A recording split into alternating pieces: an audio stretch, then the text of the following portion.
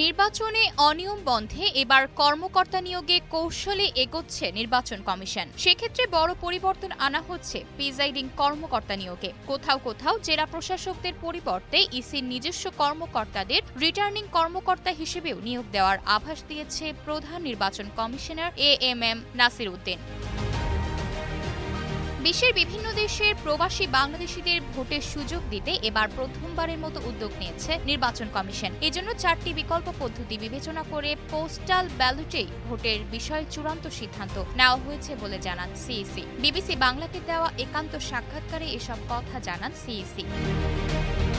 CEC জানিয়েছেন, আগামী জাতীয় নির্বাচনে প্রবাসীদের ভোট দিতে আগে থেকে নিবন্ধন করতে হবে। শুধুমাত্র নিবন্ধিত প্রবাসী বাংলাদেশি ভোটাররাই পোস্টাল ব্যালটে প্রথমবারের মতো অংশ নিতে পারবেন ভোটে। সংসদীয় আসনে সীমানা নির্ধারণে অসংখ্য আবেদন জমা পড়লেও এবার কারোর দ্বারা প্রভাবিত হবে না ইসি। সম্প্রতি অন্তর্বর্তী সরকারের পক্ষ থেকে 18 থেকে 33 বছর বয়সী ভোটারদের জন্য ভোট কেন্দ্রগুলোতে আলাদা বুথের বিষয়ে ইসিকে ভাবতে বলা হলেও সিইসি জানিয়েছেন, এ বিষয়ে তারা এখনো কোনো সিদ্ধান্ত নেননি।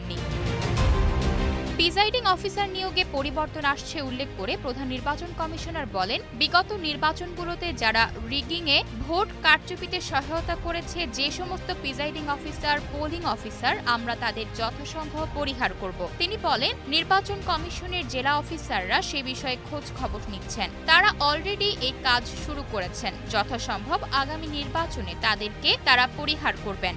তিনি বলেন, তাদের চিন্তা আছে ব্যাংকের অফিসারদের দায়িত্ব দেওয়ার, কারণ এরা তো সরকারে ছিল না, এরা তো রিগিংয়ের সহযোগীও ছিল না, তাই ব্যাংকগুলোকে গুরুত্ব দিয়ে বিবেচনায় রাখছেন তারা।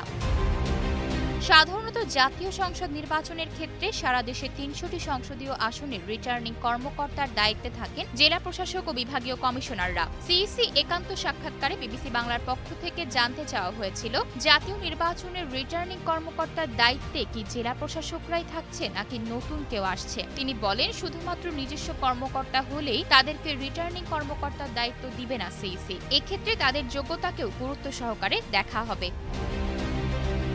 আশা অর্থী, নিউজ ডেস্ক, গ্লোবাল টেলিভিশন।